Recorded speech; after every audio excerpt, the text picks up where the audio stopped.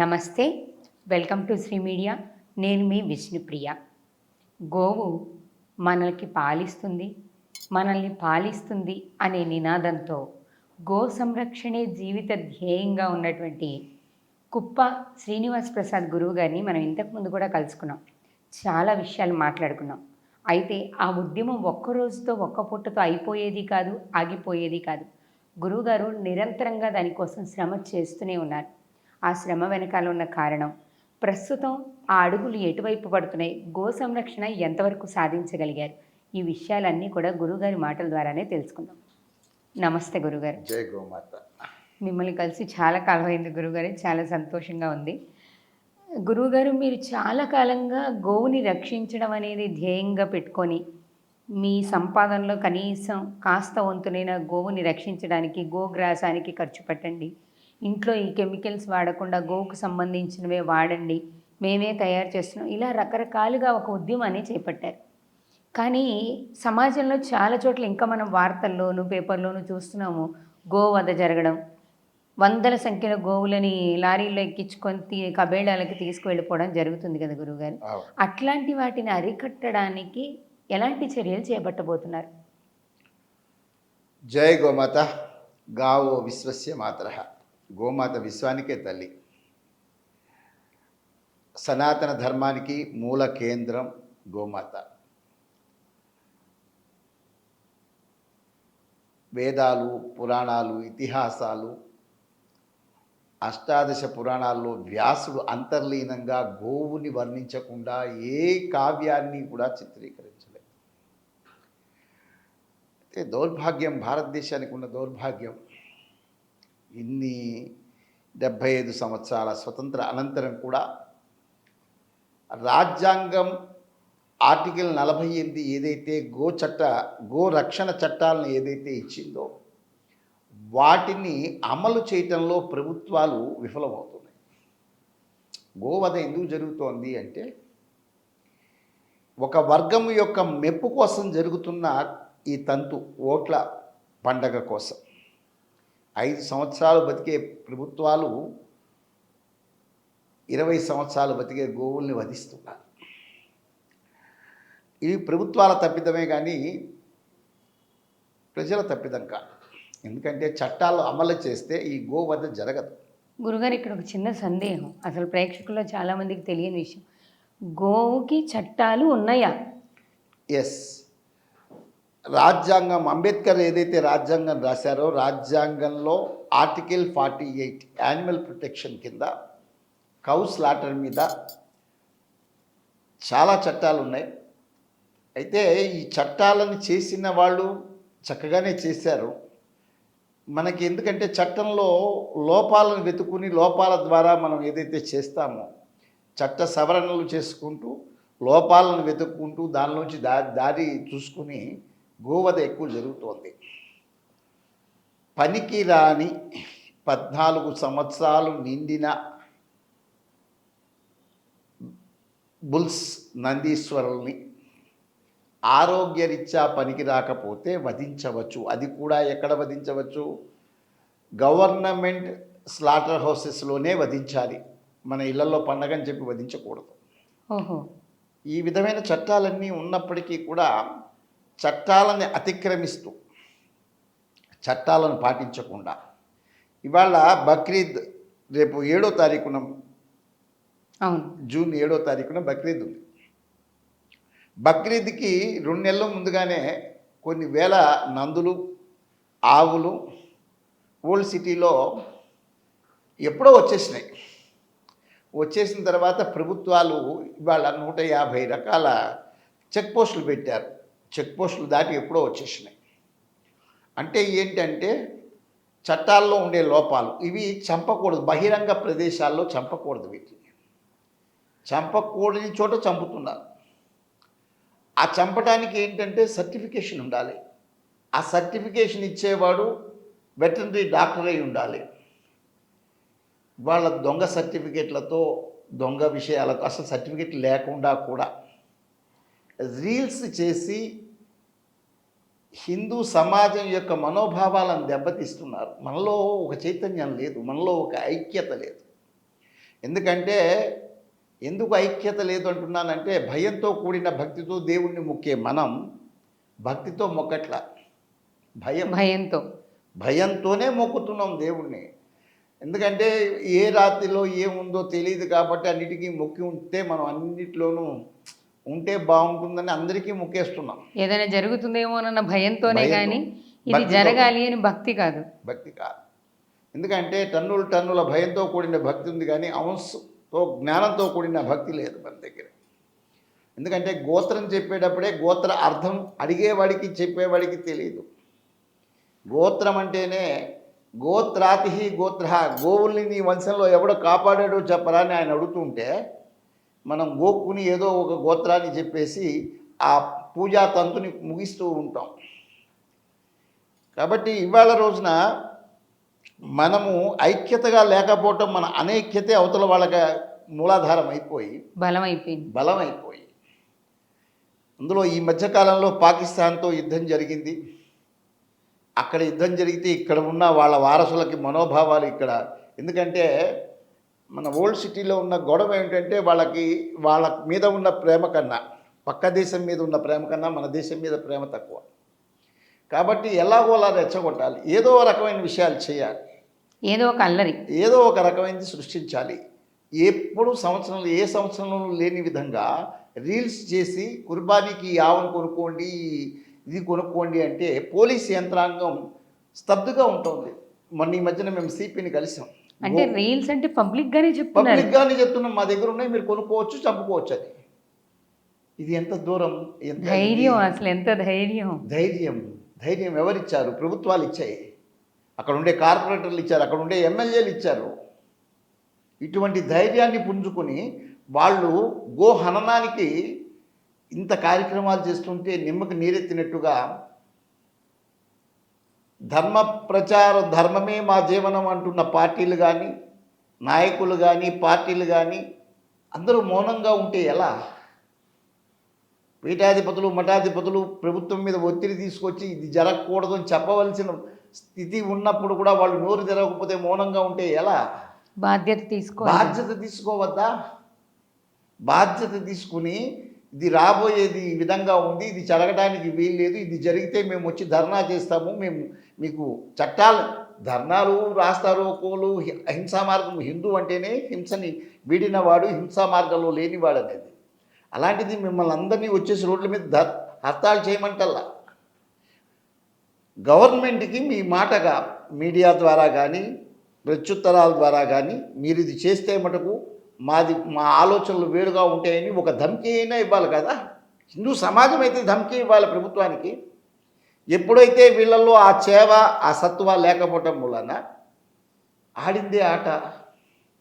ఆ విధంగా జరుగుతున్న కార్యక్రమం ఇవాళ మనోభావాలు చాలామందికి దెబ్బతింటున్నాయి. ఎందుకంటే సంరక్షకులకు కానీ గో సంరక్షకులకు కానీ గోరక్షకులకు కానీ ఎంతో ప్రాణాలకి అడ్డుపెట్టి ఆవుల్ని ఆపి వాటిని గమ్యస్థానాలకు చేర్చాలనే గోరక్షకులు, తెచ్చిన దగ్గర నుంచి వాటిని ఎలాగా ఆరోగ్యము, వాటి ఆహారము, వాటి సౌభాగ్యం చూడాలనుకునే గో సంరక్షకులు ఎన్నో రకాల కష్టాలు పడుతున్నారు. ఇవి సమాజం ఎప్పుడు పట్టించుకోవాలా, ప్రభుత్వాలు అసలు పట్టించుకోవాలా. అయితే ధర్మాన్ని కాపాడాల్సిన బాధ్యత, నైతిక బాధ్యత ప్రతి ఒక్క పౌరుడికి ఉంది కదా. కేవలం ఏదో కొంతమందికే కాదు, ఇది అందరి అందరి అమానుషమైన కార్యక్రమం. ఇది అమానుషం. ఎందుకంటే ఏదో సంవత్సరానికి ఒకసారే కదండి అంటే సంవత్సరానికి ఒక్కసారి. ఎందుకంటే తెల్లవారి శివాలయానికి వెళ్ళి నందీశ్వరుడి కొమ్ముల సందుల్లోంచి శివుని చూసే మనం నిర్జీవంగా ఉండే శిలకి దండాలు పెడుతున్నావు, సజీవంగా ఉండి చంపేస్తున్నారంటే మనం స్పందించకపోతే మన హిందూ జాత్యా మనము ఏ విధంగా మనం హిందువులు అని చెప్పుకోవాలో చెప్పండి. నిజంగా గొప్ప విషయం చెప్పారు గురుగారు. నిజమే, నిర్జీవంగా ఉన్న శిలలో భగవంతుడిని చూసిన మనం సజీవంగా ఉన్న నందిని ఎందుకు చూడలేకపోతున్నాంగా. అసలు ధర్మానికే ప్రతీక నంది. ఇవాళ ప్రభుత్వాలు ఏమంటున్నాయి? నందుల్ని చంపవద్దు అని దానిలో లేదు కదా అంటున్నారు. నంది ఈశ్వరుడు శైవులకి ఆరాధ్య దైవమైన శివుని యొక్క వాహనం. ఆయన పతాకం కూడా, ఆయన చేతిలో ఉండే ధ్వజము కూడా వృషభ ధ్వజం. ఆయన ధర్మానికి ప్రతీక. ఆయన ఏం చెప్తున్నాడు? జీవుడు ఉండాలంటే ఆహారం ఉండాలి, ఆహారం ఉండాలంటే ఈ ఎద్దులు భూమిని దున్నితే కానీ. ఇది భారతదేశం వ్యవసాయాత్మకమైన దేశం కాబట్టి గోసంతతి పెరగాలంటే ఎద్దు ఉండాల్సిందే. అటువంటి ఎద్దుల్ని మేము నిర్లక్ష్యంగా నిర్దాక్షిణ్యంగా మేము చంపేస్తాము అంటే సమాజం స్పందించకపోతే ఎలా? గురుగారు ఇక్కడ వేరే ప్రశ్న కూడా వస్తుంది. వాళ్ళు అంటారు, ఇప్పుడు మీకు ఆరాధ్య దైవం కాబట్టి మీరు చంపద్దని అంటున్నారు, మా పండగలో అదే నియమం ఉంది, మీరు చంపి తినాలి, మరి మా ఖురాన్లో ఎక్కడ సాంప్రదాయాన్ని రాసిలేదు? నేను నమ్మద్దా అని. ఖురాన్లో ఎక్కడ రాసలేదు తల్లి. ఖురాన్లో వాళ్ళు కోడి, మేకల్లో మళ్ళీ మేక కాకుండా గొర్రె, ఇక్కడ వరకే వాళ్ళకి ఎలిజిబిలిటీ ఉంది. ఒంటెలను చంపుతాం, ఏనుగుల్ని చంపుతాం, పులులను చంపుతాం, ఆవులను చంపుతాం అంటే కుదరదు. మరి ఖురాన్లో రాసి లేని దాన్ని వాళ్ళు ఎందుకు పాటిస్తున్నారు? ఇది మత విద్వేషాన్ని రెచ్చగొట్టడానికి, కేవలం మత విద్వేషాలని రెచ్చగొట్టడం. ఇవాళ మేము మసీదుల్లో పందుల్ని చంపి పెడితే ఊరుకుంటారా? వాళ్ళు చంపి పెడతాము, ఊరుకుంటారా? అంటే మనోభావాలు దెబ్బతినవా? పరమత సహనం అవసరమా కాదా మనందరికీ? సమాజంలో పరమత అవసరం. వాడు ఎలా బతుకుతున్నాడు? ఇప్పుడు విద్వేషాలు రెచ్చగొట్టకుండా పండగ అంటే అందరూ ఆనందంగా ఉండేదే పండగ అంటారు. అసలు వాళ్ళది విచిత్రం ఏమిటంటే వాళ్ళది త్యాగాల పండగ. బక్రీద్ అంటేనే త్యాగాల పండగ. త్యాగం అంటే ఏంటి? నీ దగ్గర ఉన్నదాన్ని త్యాగం చేయడం త్యాగం అంటారు. కానీ ఊళ్ళో సమాజం ఏదైతే దైవంగా కొలుచుకుంటున్నారో వాటిని తెచ్చుకొచ్చి తెగటం త్యాగం కాదే. అంటే పండగకే అర్థం మార్చారు. పండగకి అర్థమే మారిపోయింది కదా, అనర్థం జరుగుతోంది కదా. మా బాధల్లా, మా మనోవేదనల్లా కూడా హింస జరగకూడదు. ఒకటి, అహింసో పరమో ధర్మ. ఎందుకంటే హిందువు అనేది సనాతన ధర్మం మీద ఆధారపడి ఉంటే, ఈ ధర్మంలో జైన మతం కానీ, బౌద్ధ మతం కానీ, సిక్కు మతం కానీ వీళ్ళందరూ పూజించేది గోమాత. మత విశ్వాసాలను ఇక్కడ వాళ్ళకి దెబ్బతీస్తున్నాగా. ఇప్పుడు లివ్ అండ్ లెట్ లివ్, నువ్వు బతికించు అనేది కదా మన మార్గం. నిన్ను చంపుతానే బతుకుతానంటే ఈ పరమత సహనం ఎవరు చెప్పాలి? వాళ్ళ ప్రబోధకులు వాళ్ళకి చెప్పాలి. మన పీఠాధిపతులు, మఠాధిపతులు రోజు భగవద్గీత, రామాయణం ప్రవచనాలు చెప్పి ఊదరగొట్టే మన వాళ్ళందరూ కూడా మనకి చెప్పాలి ఈ ధర్మాలని. ఇది జరగకూడదు, ఇలా జరపరాదు. ప్రభుత్వాల మీద మనం అందరం కలిసి ఒత్తిడి తెచ్చి మన ధర్మాన్ని మనం కాపాడుకుందామనే ఐకమత్య రాగం లేకపోతే గోమాత మనుగడ చాలా కష్టమవుతుంది. దాంతో మనిషి మనుగడ కూడా కష్టమవుతుంది. ఇవాళ మీకు ఇంకొకటి, వీళ్ళు ఉల్లంఘిస్తున్నది ఒక గోమాతని ట్రాన్స్పోర్ట్లో కూడా ట్రాన్స్పోర్ట్ రూల్స్ ఇచ్చారు. ఆవుల్ని పట్టుకుంటే ఏ వాళ్ళలో అయితే పట్టుకున్నారో వాళ్ళకి పెనాల్టీస్ ఇచ్చారు. 6 కన్నా పెట్టకూడదు అనేది ఉంది. అన్ని రకాల రూల్స్, చట్టాలు ఏవైతే చెప్తున్నాయో చట్టాలను అమలు చేయండి అంటున్నాం. మేము అతిక్రమించి అంబేద్కర్ చెప్పిన రాజ్యాంగంలో వాళ్ళకి బీసీకరణ, వీళ్ళకి వర్గీకరణ, ఇవన్నీ మీరు ఎలాగైతే కోరుకుంటున్నారో మూగజీవులు అడగలేవు అవి. ఇవాళ నెమ్మల్ని చంపుతామమ్మా, ఎంత పెద్ద కేసు. జింకను చంపుతామమ్మా, ఎంత పెద్ద కేసు. ఇక వాళ్ళ జీవితాంతం దాని చుట్టూనే తిరగాలి. మరి ఆవుకి ఎందుకు లేదు? మా భారతదేశం సనాతన ధర్మం ఒకటే మాట చెప్తుంది, ధర్మకి జయ హో, అధర్మకి నాశ హో, ప్రాణిషు సద్భావనా హో, విశ్వస్య కళ్యాణమస్తు, గోమాతాకి జయ హో, గోహత్య బంద్ కరో. ఇది కదా సమాజం, మన హిందూ ధర్మం మనకు నేర్పుతున్నది. మనం ఈ ధర్మాన్ని అతిక్రమించి ప్రాణిషు సద్భావనాస్తు అంటే అన్నిటి ప్రాణుల్లోనూ మనం సద్భావనతో చూసి వాటిని కూడా మనకు బతకనివ్వాలి. గురుగారు, ఇక్కడ మీరు చెప్పింది అహింస పరమాధర్మం, అన్ని ప్రాణుల్ని బతకనివ్వాలి అనే సిద్ధాంతం హిందూ ధర్మంలో ఉంది. వెంటనే కింద వ్యూవర్స్ ప్రశ్న, ఇది నా ప్రశ్న కాదు, వాళ్ళు వెంటనే అడుగుతారనమాట, మరి అంత అహింసా పరమోధర్మంతో ఉన్నటువంటి హిందూ ధర్మంలో మరి మీ పండగలప్పుడు మీరు ఈ జాతరలు మొక్కులు చెప్పి వధ చేయట్లేదా, జంతువధ చేయట్లేదా, దాన్ని ఎలా ప్రోత్సహిస్తారు? మన వాళ్ళు కూడా అడిగేవాళ్ళు ఉన్నారు గురువుగారు, వాళ్ళకి మీ సమాధానం కోసం అడుగుతారు. శాస్త్రం ఎప్పుడు కూడా ఇప్పుడు బలి అంటున్నారు, దీనిలో కూష్మాండ బలి. కూష్మాండం అంటే గుమ్మడికాయ. అవును. తర్వాత అన్నాన్ని కుంకుమతో కలిపి బలి ఇవ్వటాలు అనేది హోమాలు ఇవన్నీ జరిగేటప్పుడు జరిగేవి. మీరు చెప్పే బలి ఎక్కడ జరుగుతుంది అంటే గ్రామ దేవతల దగ్గర. గ్రామ దేవతల దగ్గర బలులు జరుగుతున్నమాట వాస్తవం.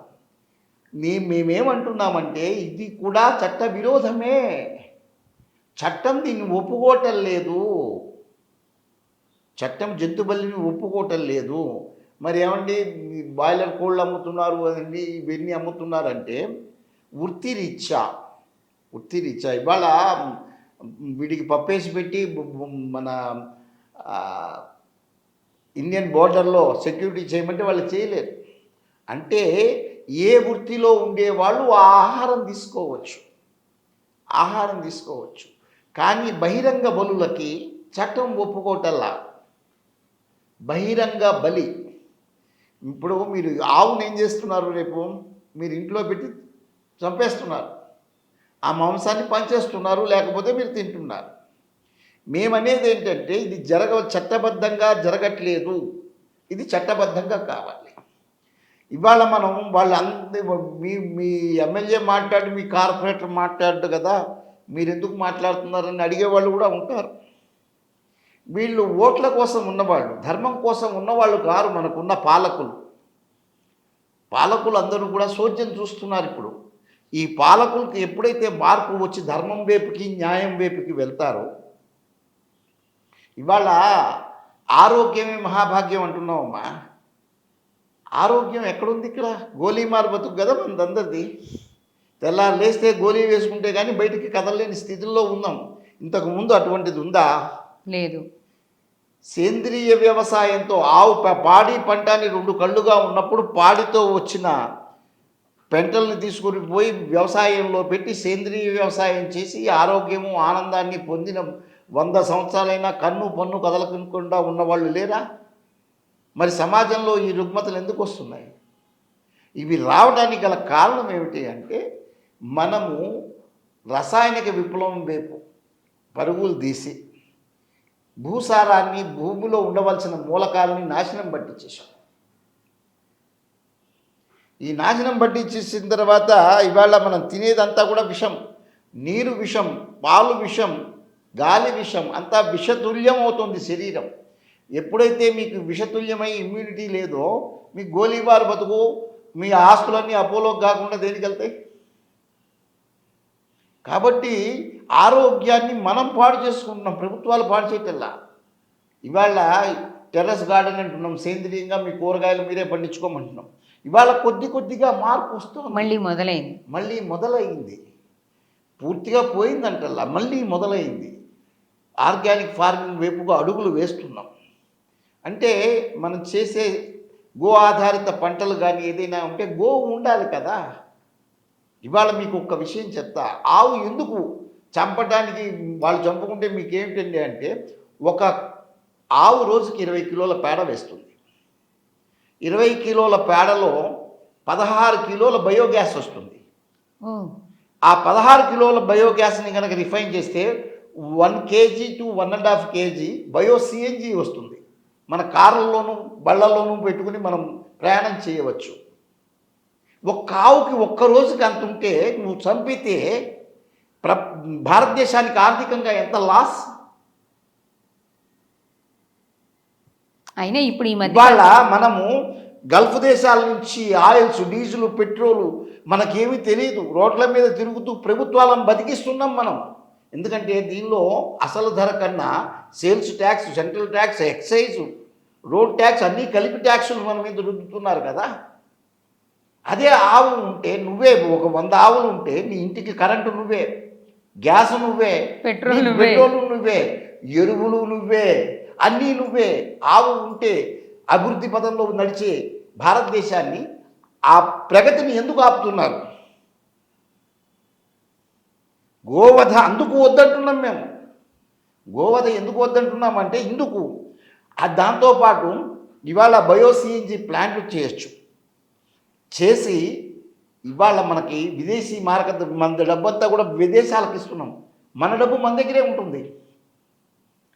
పాలు, మనకున్న జనాభాకి పాలు ఇవాళ అన్ని కెమికల్స్తో పాలు ఇచ్చి మనని ఉదయం లేవంగానే విషంతో నింపుతున్నాం మనం. ఛాయ్ కాఫీ అని మన పాలతో మనం ఉండొచ్చు. మన కాఫీలు, మన టీలు, మన పెరుగు, మన నెయ్యి అన్నీ మన ఇళ్ళల్లో తయారు చేసుకోవచ్చు. మన ఆవు నుంచి వచ్చినవి మనమే స్వయంగా తీసుకోవచ్చు. రెండవది, ఎద్దులు ఉన్నాయి. ఎద్దుల ద్వారా భూమిని దున్నుకోవచ్చు. ఎద్దుల ద్వారా గానుగా చేసి మన స్వచ్ఛమైన నూనె, పల్లి ఏమో 100 రూపాయలు, మనకు పల్లి నూనె ఏమో 150 రూపాయలు. 3 కిలోలు వేస్తే కానీ 1 కిలో రాని నూనె వాడు ఎన్ని కెమికల్స్ కలిపి మన ఆరోగ్యాన్ని పాడు చేస్తున్నాడు. మనం డబ్బులు పెట్టి అనారోగ్యాన్ని కొని తెచ్చుకుంటున్నాం తెలిసి మరి. కాబట్టి గోవు యొక్క ఉన్నతి ఇది బ్రాడ్గా ఉంది. ఇది కౌ సైన్స్ అనేది చాలా బ్రాడ్గా ఉంది.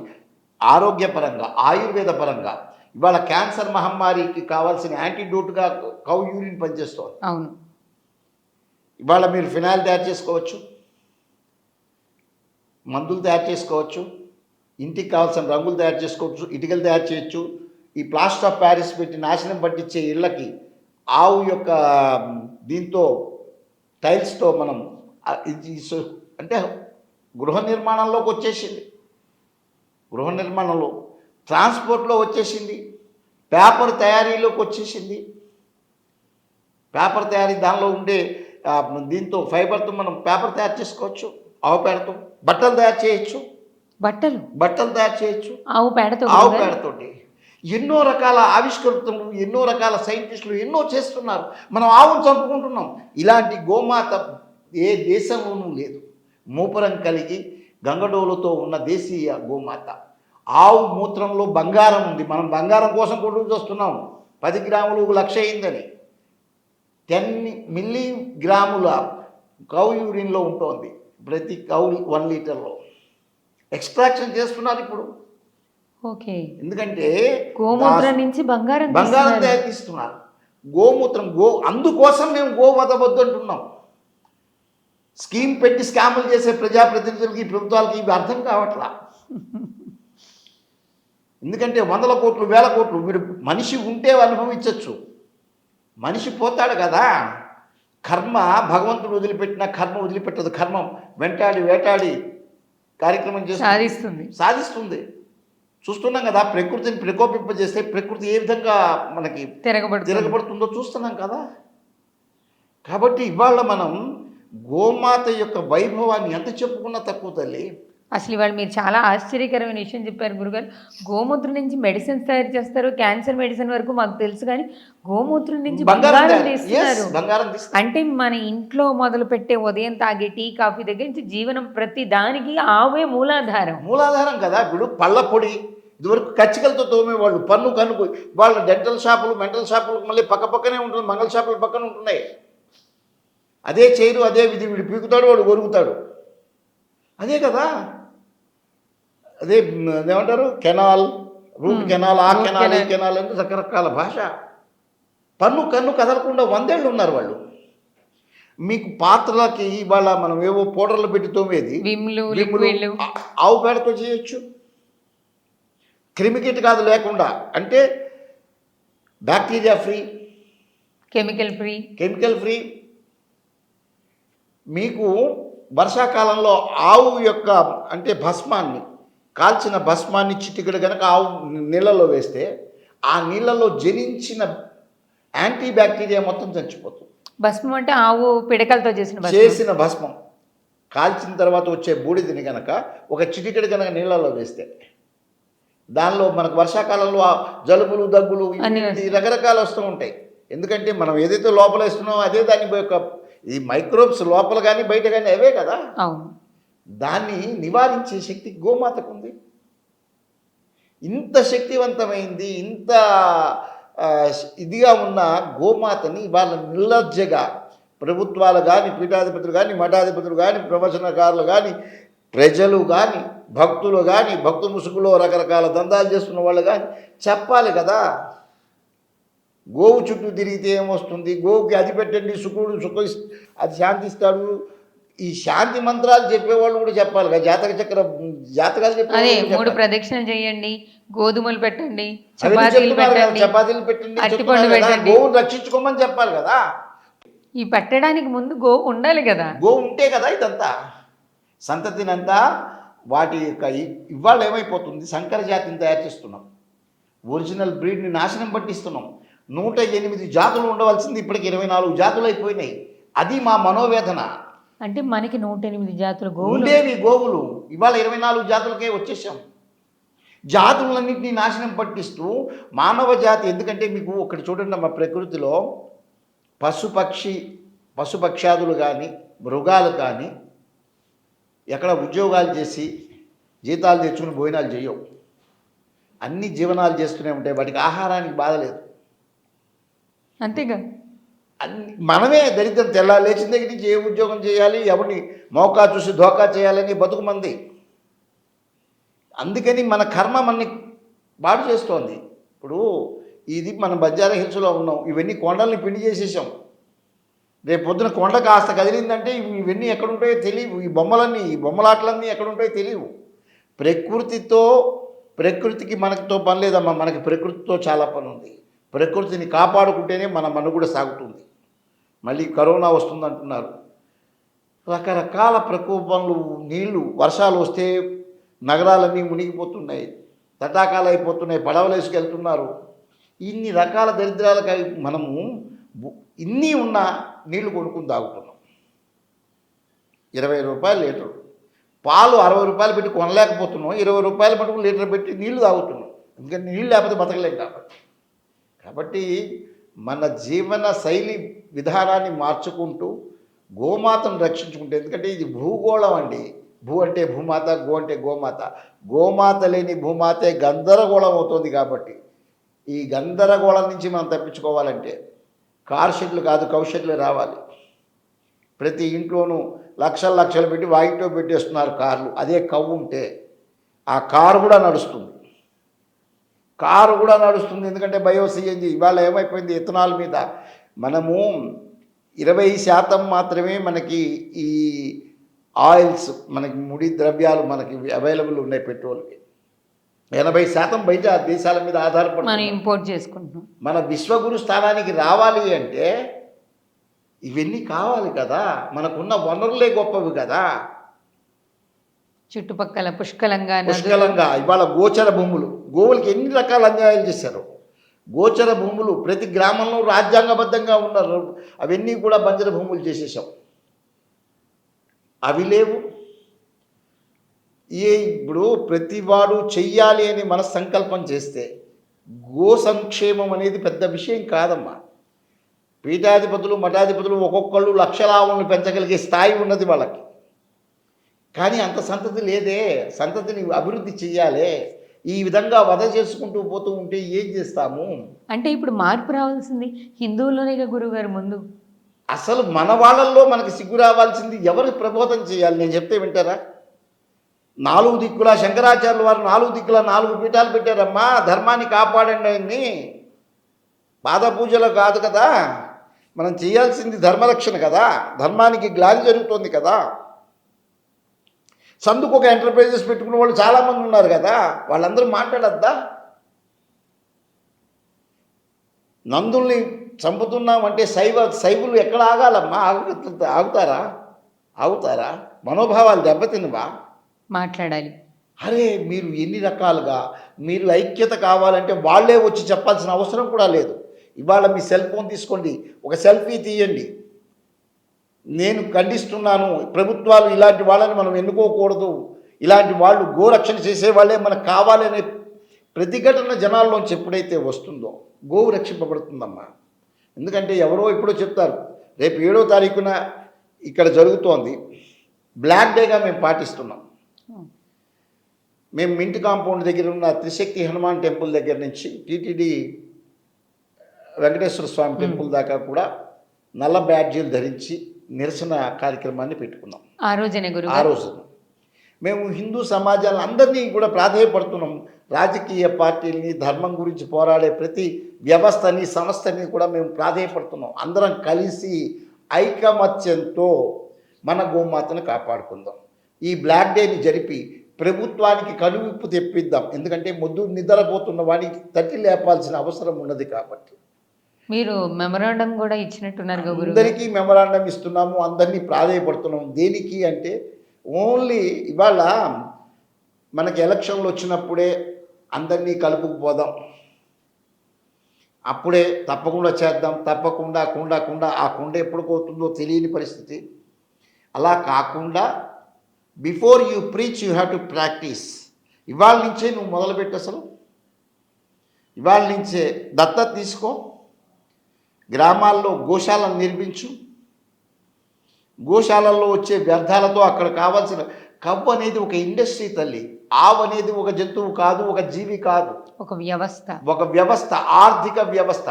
ఇది వరకు రోజుల్లో రాజుల యొక్క సంపద ఎంత, గో సంపద ఉంటే ఆ రాజు అంత గొప్పవాడు. మరి ఆ రోజులు ఎందుకు రావట్లేదు? ఒక ఆవు చనిపోయిన తర్వాత దాన్ని భూమిలో పాతేస్తే పనికిరాని 4 ఎకరాల భూమిని మళ్ళీ పునర్జీవనం చేసి నడిపించగలిగే శక్తి ఉన్నది గోవు యొక్క. చనిపోయిన తర్వాత ఎరువుగా పనిచేసి మళ్ళీ ఆ భూమిని పునర్జీవనం చేసి 4 ఎకరాలను పండించగలుగుతుంది. అటువంటి గోమాతని ఇవాళ మనకి ఏమండి ఫెర్టిలైజర్ రైతులు చెప్తున్నాగా, జై జవాన్ జై కిసాన్ ఎప్పటి నుంచో చెప్తున్నాం. కిసాన్లు ఎంతమంది చచ్చిపోతున్నారండి ఊరేసుకుని? మందులు దాగి ఎంతమంది చచ్చిపోతున్నారండి? ఎందుకంటే భూమిలో సారం క్షీణించిపోయింది. మీరిచ్చే ఎరువులన్నీ వేసి ఆర్థిక వ్యయం ఎక్కువైపోయింది, దాని నుంచి రాబడి తక్కువైపోయింది. కొనేవాళ్ళు లేడు, దళారులు బాగుంటున్నారు, కొనుక్కునేవాడు బాగుంటున్నాడు, తయారు చేసేవాడు నష్టపోతున్నాడు, ఊరేసుకుని చచ్చిపోతున్నాడు. అదే పాడి పంట 2 వ్యవస్థల్ని కలిపి ఇంటిగ్రేట్ చేసి వాళ్ళకి, అరే మీ ఎరువులతో మీరు పండించండి, మీ దగ్గర నుంచి మేము ఇంత కొంటామని చెప్పినా వాడు ధైర్యంగా స్థైర్యంగా బతకగలుగుతాడు. ఎందుకంటే ఆవు ద్వారా వచ్చే ఆదాయం, పాల ద్వారా, దీని ద్వారా వాడి జీవనానికి సరిపోతుంది. ఇవాళ అప్పుల పాలైపోయి ఈ కిసాన్ మనం చెప్తున్నాగా అందరికీ, రైతు రుణ మాఫీ పథకాలు, ఆ పథకాలు, ఈ పథకాలు ఎందుకు అసలు అవన్నీ? ప్రతి ఒక్క ఆవు 30 ఎకరాల భూమిని పండించగలిగినప్పుడు ఒక్కొక్క రైతుకు ఒక్కొక్క ఆవు ఇవ్వండి. ఒక్క ఆవు 30 ఎకరాల భూమికి కావాల్సిన ఎరువునిస్తుంది. మరి ప్రతి రైతుకి ఒక్కొక్క ఆవు నుంచి పెంచమని చెప్పండి. ఇది కదా వ్యవస్థలో రావాల్సిన మార్పులు. రైతు దగ్గర ఆవు ఉండాలి, పాడి ఉండాలి, పంట ఉండాలి, 2 కళ్ళు అవి. ఎందుకంటే కృష్ణ బలరాములు ఐకాన్స్ ఆఫ్ ఇండియా. ఒక ఆయన పాడి చూశాడు, ఒక ఆయన పంట చూశాడు, ఆయన హలం పట్టుకుని దున్నాడు భూమిని. కాబట్టి మన సేంద్రియ వ్యవసాయం వైపు ఇవాళ ప్రభుత్వాలు పథకాలు ఇస్తున్నా. ఆవులు ఇస్తే సేంద్రియ ఎరువులు వస్తాయి. ఆవులు చంపుతుంటే ఎరువులు ఎక్కడి నుంచి వస్తాయి? అసలు అన్నిటికీ మూలాధారం ఆవే అవుతుంది. అన్నిటికీ గోమాత మూలమైనప్పుడు గోసంతతికి సంబంధించిన నందులు మేము చంపుతామని, పిల్లల్ని మేము చంపుతామని, ఇది 365 రోజులు జరిగే ప్రక్రియే. కానీ బక్రీద్కి మాస్గా వేలల్లో చంపేసి ఆ రక్తాన్ని భూమి మీదకి తీసుకొచ్చి అవి కెనాల్స్లో పెట్టి దాని మీద, మీకు రష్యన్ శాస్త్రజ్ఞుడు ఒక మాట చెప్పాడు, ఆవు కనుక రక్తం భూమి మీద పడితే భూకంపాలు వస్తాయని. మన నాశనం మనం కొని తెచ్చుకుంటున్నాం కదా. ఇప్పుడు అలాంటివి ఎక్కడైనా జరుగుతున్నాయని తెలిసినప్పుడు ఒక సామాన్యుడు ఎలా ప్రతిఘటించవచ్చు గురువుగారు? స్వామి ఇక్కడ ఇలా వెళ్తున్నప్పుడు మొన్న మేము సిపి గారితో మాట్లాడినప్పుడు ఒక నెంబర్ ఇచ్చారు, మనము పోలీస్ డిపార్ట్మెంట్కి తెలియచేయవచ్చు. మనము ఏంటంటే గ్రామాల నుంచి గోవులు ఎప్పుడైతే తరలిపోతున్నాయో ఆ బండి నెంబరు, ఏ రూట్లో వెళ్తుంది అనే విషయాలన్నింటినీ కనుక మాకు తెలియచేస్తే మేము తప్పకుండా వాటి మీద యాక్షన్ తీసుకుని ఎక్కడెక్కడి నుంచో బయలుదేరుతున్నాయో అక్కడే వాటిని ఆపే ప్రయత్నాలు చేసేందుకు మా దగ్గర వ్యవస్థ ఉన్నది. రెండవది, అమ్మేవాడు హిందువు, దాన్ని తెచ్చేవాడు హిందువు, కానీ చంపేవాడు మాత్రమే. కానీ ఇద్దరు దీనికి, అంటే గొడ్డలి వాడిది, ఆ కట్టె మనది, ఆ చెట్టు మనదే. గొడ్డలికి ఈ కర్ర లేకపోతే ఆ చెట్టు పడిపోదు. కత్తితోనే పని కాదుగా, కర్ర కావాలిగా. కర్ర లేని గొడ్డలి పనిచేయదు. ఆ కర్ర ఈ చెట్టుదే అవుతోంది. అదే బాధ, మా మనోబాధ అదే. కాబట్టి మనలో మార్పు రావాలి. మనం వాళ్ళ మీదకి వీళ్ళ మీదకి చెప్తలే, మనం వాళ్ళని ఏమంటలే, మనలో మార్పు రావాలి. ఈ మార్పు మన ధర్మ ప్రచారం చేసే వాళ్ళందరూ మనలోంచి మార్పును తేవాలి. రెండోది ఎప్పటికప్పుడు చెప్పాలి. రెండోది రుజుమార్గంలో నడిపిస్తూ గోవుల్ని సంక్షేమప్రదంగా నడిపించేందుకు కావాల్సిన గోశాలలు, వాటికి కావాల్సిన వ్యవస్థని మనం అరేంజ్మెంట్ చేయాలి.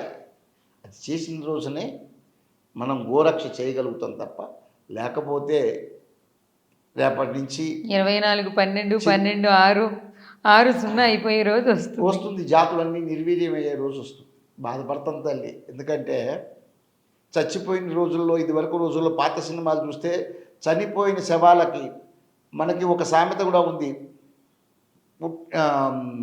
పుట్టినప్పుడు వచ్చే బుద్ధులు పిడకలతో కానీ పోదని. అంటే పిడకలు పెట్టి పేర్చి శవాలను కాల్చేవారు, కట్టెలు కాదు. ఇవాళ మనం ఒక చెట్టు పెట్టాం, ఉన్న చెట్టును నాశనం పట్టిస్తాం. ఒక్కొక్క మనిషికి 400 కిలోల కట్టెలు పెట్టి మనకి కర్మకాండ చేస్తున్నాం.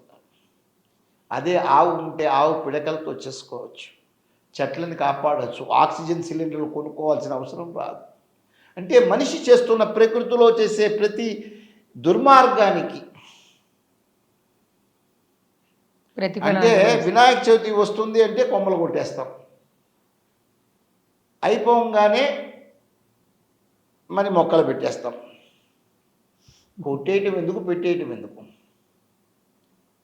అంటే ఇది స్కీములు పెట్టి స్కాములకు అలవాటు పడిపోయినాం మనం. చెట్టు మనకి ఇంత పొల్యూషన్ని హరించుకోగలిగే శక్తి ఉన్నది, కార్బన్ డైఆక్సైడ్ తీసుకునేది. మనం ఎన్ని పొల్యూటెంట్స్ని ఇచ్చేస్తున్నాం. ఇవాళ సకాలంలో పడవలసిన వర్షాలు పట్టాల, వేసంకాలంలో వర్షాలు పడుతున్నాయి, వర్షాకాలంలో ఎండలు వస్తాయి, మే నెలలో వర్షాలు పడుతున్నాయి. అంటే కాలగతులను మార్చేస్తున్నాం మన చర్యల మూలాన. కాబట్టి మనిషి మనిషిగా, మానవత్వంతో లేకపోయినా కూడా మనిషి మనిషిగా బతకలేక నరకాసురుడు అవుతున్నాడు కదా. ధర్మగ్లాని జరిగినప్పుడు ప్రకృతి ఊరుకోదమ్మా, భగవంతుడు ఊరుకుంటాడేమో, ప్రకృతి ఊరుకోదు. ప్రకృతి ప్రకోపిస్తే నాశనం అయిపోతాం. కాబట్టి ఆ నాశనానికి, ధర్మానికి మూలమైన గోమాతను మనం కాపాడుకోవాలనేది మా తపన.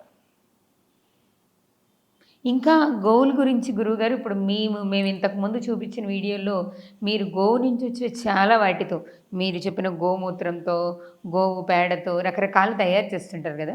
అసలు మీ దగ్గర ఏమేమి అవైలబుల్గా ఉంటాయి? ఒకవేళ మిమ్మల్ని కలవాలి అన్నా, గోరక్షణ కోసం వాళ్ళ వంతుగా వాళ్ళు ఏదైనా చెయ్యాలి అన్నా ఎలా చెయ్యొచ్చు? మా గోరక్షణ కోసం మాకే చేయమని, నాకే చేయమని చెప్పేది కాదు తల్లి. గోవు మీద ఇంట్రెస్ట్ ఉన్నవాళ్ళు వాళ్ళ అపార్ట్మెంట్లో ఒక గోవునైనా పెంచుకోవాలి. గోవు దగ్గర ఉంటే ఆసుపత్రి దగ్గర ఉన్నట్టు, దూరంగా హాస్పిటల్ దూరం అవుతుంది. ఆవు దగ్గర అయితే హాస్పిటల్ దూరం అవుతుంది. రెండోది, మీ ప్రాంతంలో ఉండే గోశాలలకి మీ పిల్లల పుట్టినరోజులు, పెళ్లి రోజుకి, లేదు పెద్దవాళ్ళు వెళ్ళిపోయిన వాళ్ళకి శ్రాద్ధకర్మల రోజున, ఎందుకంటే పితృదేవతలు గంగడోవుల దగ్గర ఉంటారు కాబట్టి, సర్వదేవతా సమాహారం గోమాత కాబట్టి, వాటికి మనం ఇచ్చే ఆహారం ఏదైతే పెడతామో తద్వారా మనకి పుణ్యగతులు వస్తాయి అనేది శాస్త్రం చెప్తుంది. కాబట్టి మీ దగ్గరలో ఉండే గోశాలని మీరు కాపాడగలిగితే, దీనికోసం ఎక్కడో తిరుమల తిరుపతి దేవస్థానంలో ఉండే గోవులకే పెట్టాలనేది కాదు, ఎందుకంటే ఆయనకే చాలా ఉంది, ఎక్కడ పెట్టాలో తెలియట్లేదు. కాబట్టి గ్రామాల్లో ఉండే గోవులకి, ఎవరికైనా సరే గోవుల మీద ఇంట్రెస్ట్గా ఉన్న వాళ్ళకి మీ సహాయ సహకారాలు అందిస్తే గోసంతతి. ఎందుకంటే అందరికీ ఏమిటంటే శక్తి, ఆసక్తి. పెంచాలని ఆసక్తి ఉన్నవాడికి శక్తి ఉండదు, శక్తి ఉన్నవాడికి ఆసక్తి ఉండదు. ఈ విధంగా ఉన్న దీనిలో వాటిని మనం ఇది చేయడానికి ఎలా చేయొచ్చు అనేది ఆలోచించి చేసుకోవాలి. కాబట్టి గోవుల్ని సంరక్షించటం అనే దానిలోనే కాకుండా, ఇప్పుడు యాచనతో అందరూ గోశాలను నడుపుతున్నారు, యోచనతో నడపమంటున్నాం. అంటే ఈ గోవు నుంచి వచ్చే వ్యర్థాలతో వ్యవసాయానికి పనికొచ్చేవి కానీ, మన జీవన వ్యవస్థకి పనికొచ్చేవి కానీ ఎన్నో ఎన్నో ఎన్నో అద్భుతాలు. Sky is only the limit for cow.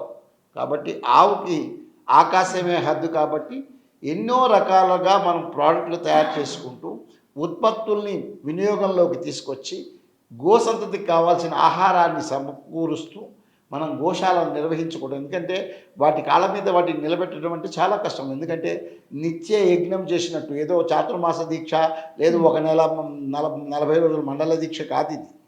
ఇది జీవిత దీక్ష. ఈ దీక్ష చేయాలంటే ఎంతో శక్తి సామర్థ్యాలు కావాలి.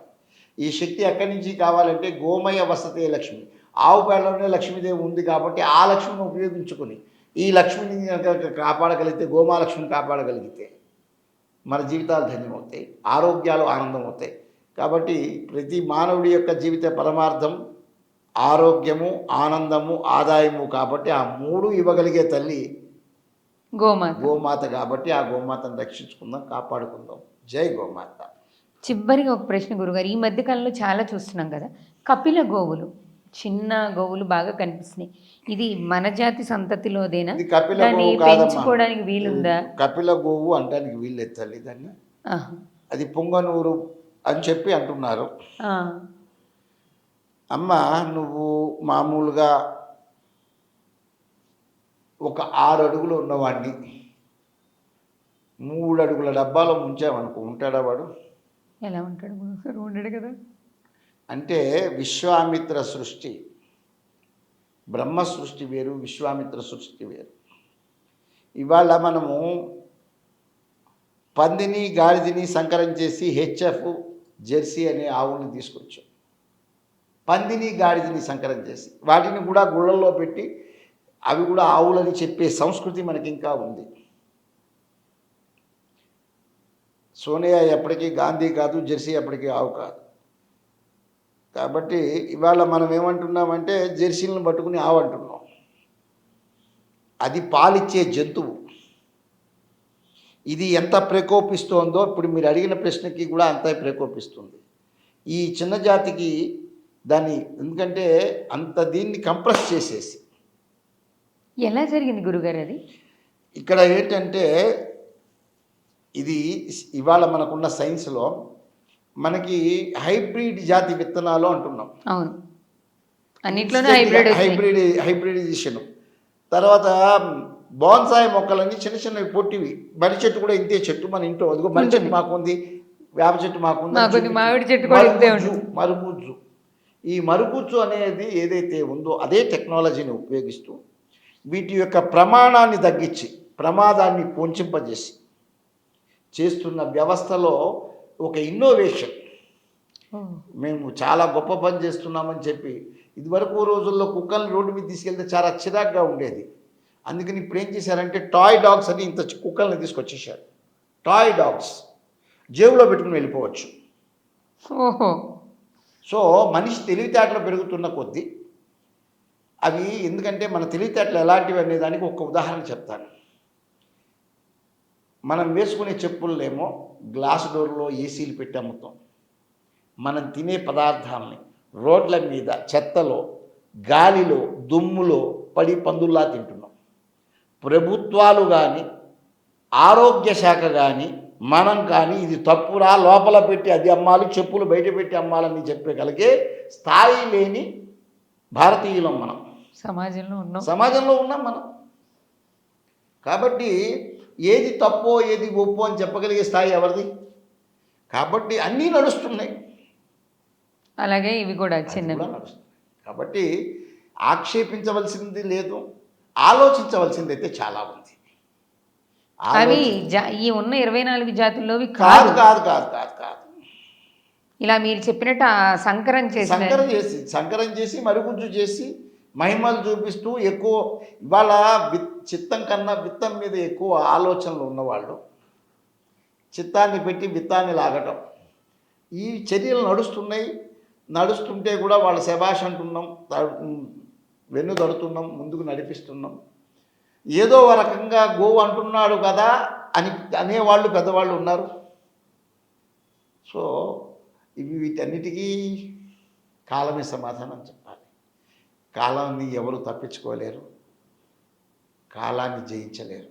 అందరం కాలాతీతులం కాదు, కాలబద్ధులమే. కాబట్టి కాలం ప్రతి ఒక్కళ్ళకి సమాధానం చెప్పే టైంలో సమాధానం చెప్తుంది.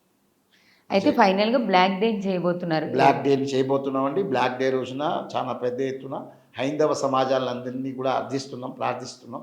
అందరూ కలిసి మింటి కాంపౌండ్ పక్కన ఉన్న త్రిశక్తి హనుమాన్ టెంపుల్ దగ్గర నుంచి టీటీడీ వెంకటేశ్వర స్వామి టెంపుల్ వరకు కూడా నిరసన యాత్ర చేసి, ర్యాలీ చేసి, మన యొక్క మనోవేదన్ని ప్రభుత్వాలకు తెలియజేస్తూ రాజ్యాంగబద్ధంగా ఉన్న గోరక్షణ చట్టాలను అమలు చేయమని మాత్రమే కోరుతున్నాం. కొత్త చట్టాలను మీరు తీసుకురావక్కర్లే. ఉన్న వాటిని అమలు చేసి గోరక్షణ చేయగలిగితే మాకు అంతకన్నా మా జన్మకి ధన్యత చేకూరుతుందని ఆశిస్తున్నాం. ధన్యవాదాలు గురుగారు. జయ గోమాత. చూశారు కదా గురుగారి మాటల్లో. నిజంగానే గురుగారు కొన్ని సంవత్సరాలుగా దీని మీద ఒక యజ్ఞమే చేస్తున్నారు. ఇది చాతుర్మాస వ్రతం కాదు, నిత్య యజ్ఞం అని గురువుగారి మాటల్లో తెలిసింది. మీరు కూడా మీ వంతుగా ఆ బ్లాక్ డే రోజు గురువుగారికి సహకరించండి. లేదా మీ పరిసరాల్లో ఎక్కడైనా గోవధ జరుగుతుంటే దాన్ని ప్రతిఘటించి పోలీసుల దాకా తీసుకెళ్లే ప్రయత్నం అన్నా చేయండి. గోరక్షణ కోసం మీ బాధ్యతగా ఎక్కడెక్కడ గోశాలలు ఉన్నాయో వాటిని రక్షించండి. గోవుని బ్రతికించడము అంటే దాన్ని ఏదో ఉద్ధరించడం కాదు, మనల్ని మనం బ్రతికించుకోవడం, మన ప్రకృతిని మనం కాపాడుకోవడం అనేది గురువుగారి మాటల్లో విన్నాం. మనం కూడా ఒక ప్రయత్నం చేసి వాటి రక్షణలో భాగమవుదాం. మరో వీడియోతో మళ్ళీ కలుద్దాం. నమస్తే.